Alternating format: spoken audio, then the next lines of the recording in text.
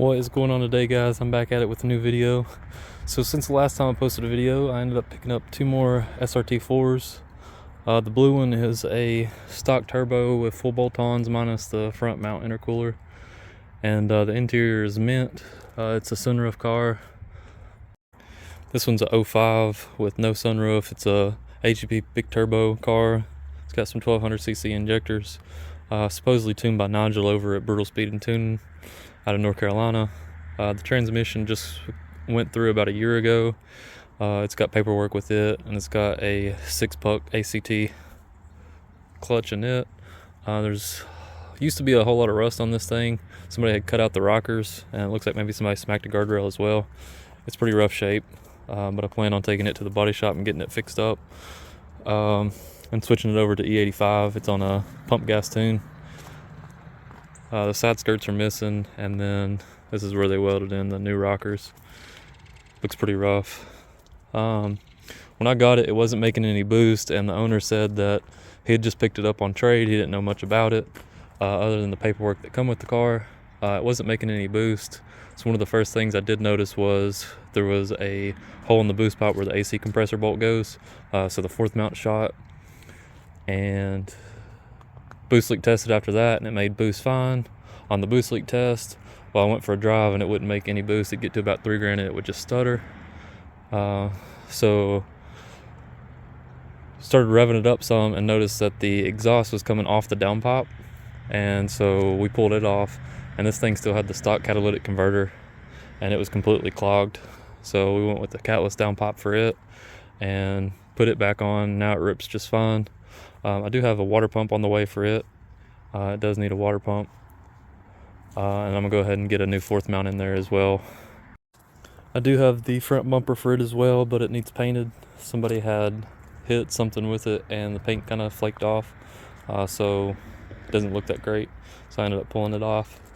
It's got a Boomba fuel rail, 3-bar map sensors, ported throttle body. It's got some janky wiring that I'm gonna have to go through and redo. It's got the battery located in the trunk.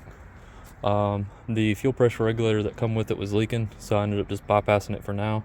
But like I said, the water pump did go out, so I do need to pull this out and go through and do the water pump on it.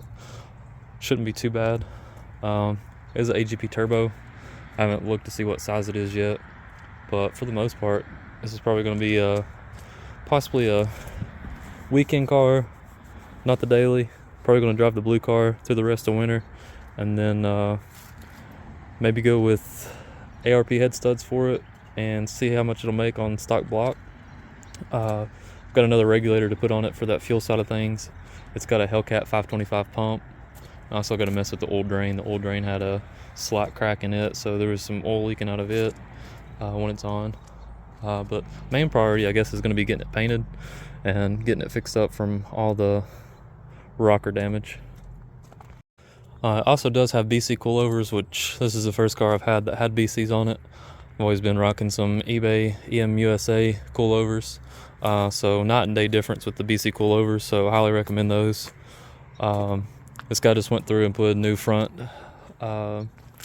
brakes, brake pads, rotors, wheel bearings and hubs. It is missing some wheel lug studs, so I'm gonna have to end up getting some lug nuts for it. And a little update on the F-150. So I did get the Gen 3 long block in from a Mustang. So apparently with the F-150s, not only does the tune have to be changed, but the injectors have to be repinned for the PCM for those to crank over. Otherwise they have a different firing order. London advised me of that. They just sent me the new tune, so we had issues with that. So I ended up swapping the cams, and instead of using the new cam phasers that come with it, I reused the old cams, and I'm having issues with those.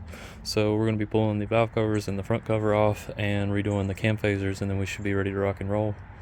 It is getting ready to be winter time around here, so not sure if I'm going to daily drive this thing through the winter on the stocks, or if I'm just going to keep it as a weekend only vehicle and keep it at the track. But that being said, I did pick up a new 20-foot metal car hauler, so I may end up selling the blue car springtime, going ahead and funding the black car to be built, and then from there go ahead and have this thing to tow it around with my new trailer.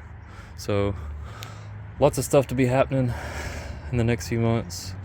Probably going to be starting on my outdoor garage build as well. I've got a 15 by 30 foot garage out there now, but I plan on expanding and insulating it, and that way we've got a good place to work on. Probably next winter. So lots of stuff coming, lots of stuff to still do.